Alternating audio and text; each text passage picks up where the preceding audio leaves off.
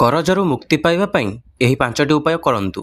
ବନ୍ଧୁଗଣ, ଆଜି ଆମେ ଜାଣିବା କେତୋଟି ଉପାୟ ବିଷୟରେ ଯାହାକୁ କରିବା ଦ୍ୱାରା ମଣିଷର ସବୁ ମନସ୍କାମନା ପୂରଣ ହୋଇଥାଏ। ଆମେ ସବୁ ଆମର ଇଚ୍ଛା ପୂରଣ କରିବା ପାଇଁ କେତେ କ'ଣ ଉପାୟମାନ କରିଥାଉ। କେତେ ଲୋକ ଋଣ ଶୁଝିବା ପାଇଁ ନିଜ ଘର ଛାଡ଼ି ଦେଇଥାନ୍ତି। ଏହି ଦୁନିଆରେ ଋଣ କଷ୍ଟଠାରୁ ଅଧିକ କଷ୍ଟ ଆଉ କିଛି ନାହିଁ। ଯଦି ଆପଣ ମଧ୍ୟ ଋଣ କଷ୍ଟରେ ପୀଡ଼ିତ ଅଛନ୍ତି, ତେବେ ଏହି ଉପାୟ ଗୁଡ଼ିକ ନିଶ୍ଚୟ କରିବାକୁ ହେବ। ତେବେ ଯାଇ ଆପଣ ଋଣରୁ ମୁକ୍ତି ପାଇପାରିବେ।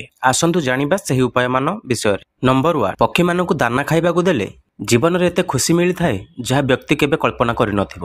ପକ୍ଷୀମାନଙ୍କୁ ପ୍ରତ୍ୟେକ ମଙ୍ଗଳବାର ଓ ଶନିବାର ଦିନ ଦାନା ଖାଇବାକୁ ଦେଲେ ବହୁତ ଜଲ୍ଦି ଋଣରୁ ମୁକ୍ତି ମିଳିଥାଏ। ତେବେ ଏହି ଉପାୟଟି ନିହାତି କରନ୍ତୁ। ନମ୍ବର 2, ପିମ୍ପୁଡ଼ିମାନଙ୍କୁ ସବୁବେଳେ ଚିନି, ଗୁଡ଼, ମିଠା ଖାଇବାକୁ ଦେଲେ ଜୀବନରେ ନାନା ସୁଖ ପ୍ରାପ୍ତ ହୋଇଥାଏ। ପିମ୍ପୁଡ଼ିମାନଙ୍କୁ ମିଠା ଜାତୀୟ ଖାଦ୍ୟ ଦେଲେ ଋଣରୁ ତୁରନ୍ତ ମୁକ୍ତି ମିଳିଥାଏ।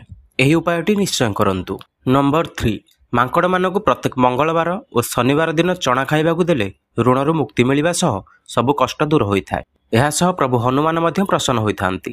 ନମ୍ବର 4, ଯଦି କୁକୁରମାନଙ୍କୁ ପ୍ରତିଦିନ ବିସ୍କେଟ ଓ ରୁଟି ଖାଇବାକୁ ଦେଲେ ଋଣ ନାଶ ହୋଇଥାଏ। ଏହା ସହ ଘରେ ଅଶାନ୍ତି ଥିଲେ ବା କଳହ ଲାଗି ରହିଥିଲେ ତାହା ଦୂର ହୋଇଥାଏ। ସେଥିପାଇଁ ଏହି ଉପାୟଟି ନିଶ୍ଚୟ କରନ୍ତୁ।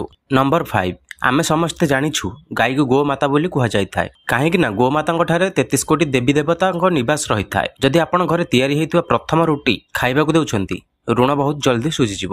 ଏହା ସହ ବ୍ୟକ୍ତି ଜୀବନରେ ସୁଖ, ସମୃଦ୍ଧି ଓ ଧନ ପ୍ରାପ୍ତ ହେବ। ତେବେ ଏହି ସବୁ ଉପାୟମାନ କରିବା ଦ୍ୱାରା ବ୍ୟକ୍ତି ଜୀବନରେ ଯେତେ ବଡ଼ ଋଣ ସମସ୍ୟା ଥାଉ ନା କାହିଁକି ତାହା ନିଶ୍ଚୟ ଦୂର ହୋଇଥାଏ। ଜୟ ଜଗନ୍ନାଥ।